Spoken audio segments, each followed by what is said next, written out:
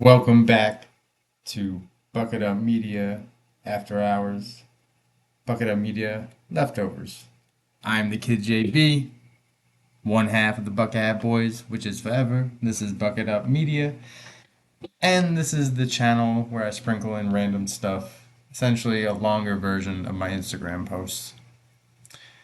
I want to say shouts to a certain company. I don't know if I'm able to drop some things yet, but just know that I'm doing some things with a big company that has provided me this dope microphone that I can go handheld with, and then obviously we got a stand. So we're gonna try both ways and see kind of what's what with this. But simply put, man, today's episode, today's thing is I recently got back. I'm single. I recently got out of a relationship. And I say recently, but it's been almost a year now, like 8 months, 9 months, and that's not what this episode's about. This is not one of those. I got to talk about it because there's still some emotions there, not the cliche, I miss her, that type of stuff. Just learning a lot about myself. So um, that's not what this episode's about. But back when we were recording the Bucket Up podcast, there was an episode we did throughout the many that we did about dating, and I talked about how I was dating before I had a girlfriend, and throughout my time in college. And there was a story that was just I feel so good that I always said would be the story I told if I was ever a stand-up comedian, if I ever tried standing up and doing comedy. And it's a story I told to my co-host, Ty DJ Butter Sauce, and he loved it. He cracked up and he said he was like, it's a great story. I told my brother about it. He laughed his head off. So I think the funniest part is that it's true. A lot of the times people tell stories and it's like, what do you think? I added this. Everything is true and it's very unique. Um, start off. I already started off, but I will say, man, the dating scene already has been different. I'm not gonna say I've fully put myself out there and like I'm really trying, but I'm single and free agent, if you will. Not necessarily trying to get back on a team right away, but I got no issue taking looks. But something that I think has definitely changed, and this is where it's like one bad egg spoiled it all. I know there's creepy dudes out there, and I know there's dudes with bad intentions, but they ruined Netflix and chill. That used to be a viable date night, man. A first date throughout college when money was low, Netflix and chill. I'd say with 60% of my first dates. Then it's strong. Hey, come over. Let's watch a movie. Now, and I will say, it's real. I'm not denying it. I watch these YouTube horror stories about date nights gone wrong and, scary this and scary that. But that's not me. And that's not any of the homies I know. But, yeah, they ruined it for us. So now Netflix and chill is dead.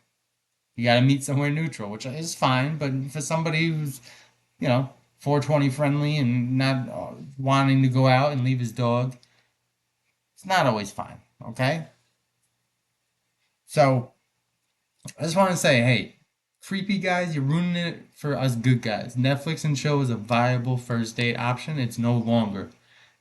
And I blame you. You guys are creepy and you're to blame. So this takes place back in my college days. Arizona State Sun Devils, Pac-12 champions at one time, and now Big 12 champions. Baby, there's no more in there.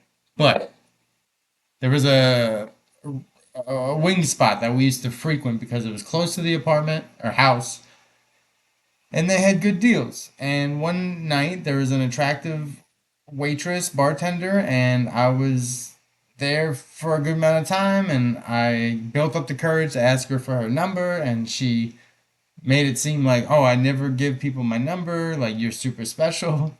And I fell for it. So I was like, oh, great. I lived a busy life in college. I didn't really.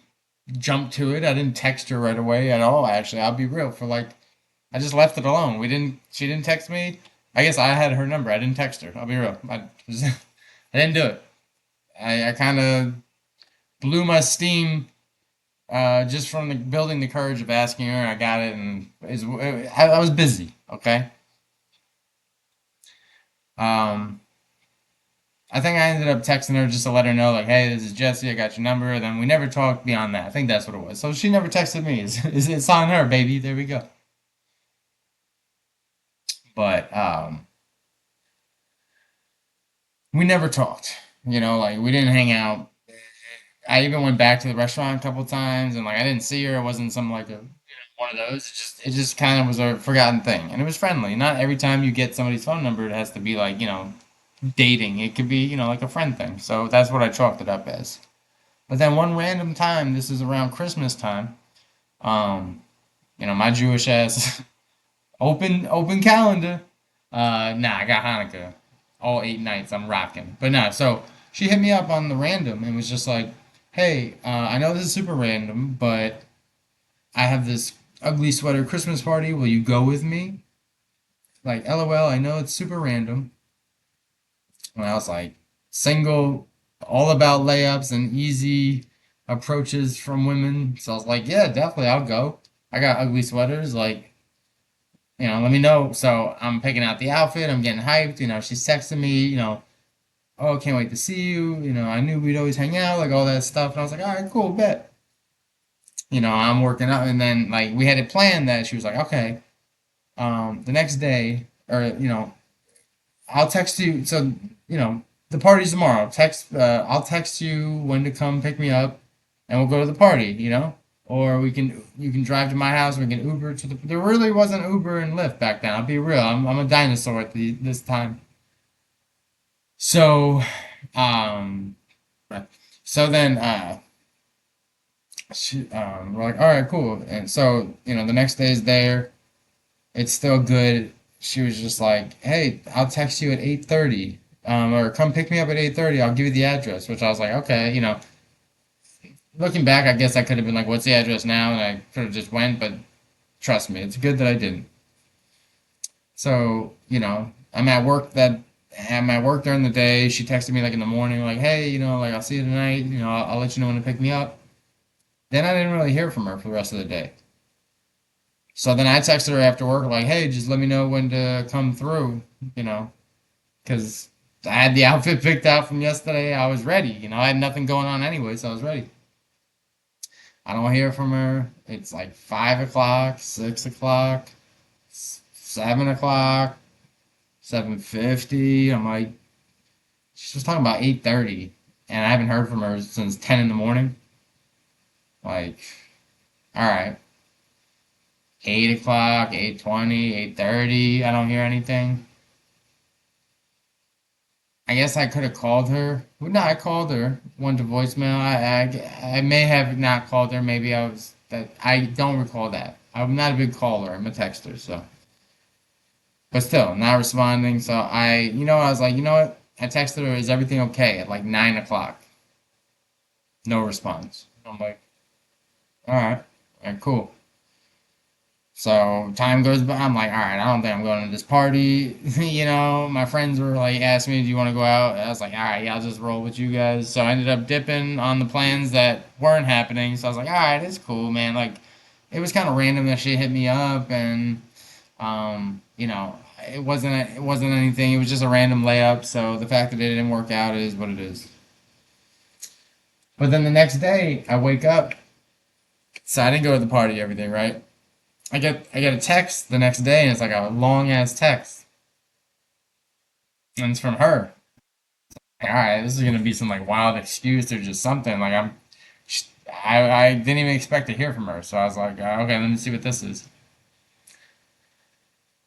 And she is apologizing. Oh my god, I'm so sorry about yesterday, and says this of all things. And I want to start off by saying that domestic violence is not funny at all. So using it as an excuse is wild. And she said to me, my mom got beat up by her boyfriend. And like thrown off by that. I'm like, oh, it's very sensitive of you telling me and stuff. She's like, yeah, it was like a big thing, and I had to take her to the hospital, and that's why I didn't text you, and I'm so sorry, but I was just so busy with my mom, and and he's been I had to deal with him and all that stuff, and I'm like, all right. And at that point, I felt uncomfortable. I'm like, all right, like go handle that. I'll be here if you need me. Maybe next Christmas or like I don't know. I said some corny shit like that.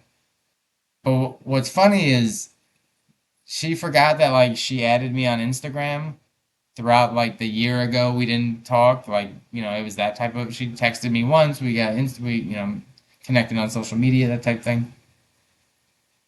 So like a couple couple hours later, she posts pictures and it's her at the party.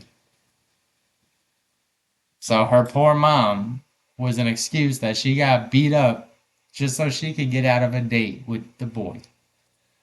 Now I know I was born in the morning, but not yesterday morning. Okay, so I know exactly what happened. When she was late to the party and scrambled to have a date, she asked me, which was probably like her 10th option, okay? And that's why in the morning, I was still her number one option. 1 through 9 still was on the fence. And that's why I didn't hear from her for the rest of the day because probably number 1 through 9 got back to her, was like, yeah, I'll go. And then she was like, great, I'd rather go with 1 through 9 than number 10. It makes sense to me. We've all been there. But does she not know that like what what does her mom know about this? Like, oh mom, if I need you to like pretend you have a black eye if I ever see this guy again because I told him you got beat up. And it's just crazy, man. The lengths people will go to tell an excuse. Like why is like no not a better answer? Or like why not like oh, hey, I thought about it. I would have, off the humble. I would have kept it real. Like, hey, I thought about it. We actually never really hung out. It'd be weird for me to bring you to this party. I would have respected the fuck out of that. But your mom had to take the wild L so you could just stand me up. Anyway, that's what I'm talking about, man. The creeps ruined Netflix and show, and these crazy ladies with the wild excuses ruined, what could have been a great night. But it is what it is. I am the kid JB. This is the Bucket Up Media leftover channel that is Bucket Up Media After Dark, late night. It is what it is. I am the kid JB. He is DJ Buttersauce. I got my man from Now JK, my man Kurt, holding it down, and everybody in the Bucket Up Media. Appreciate you.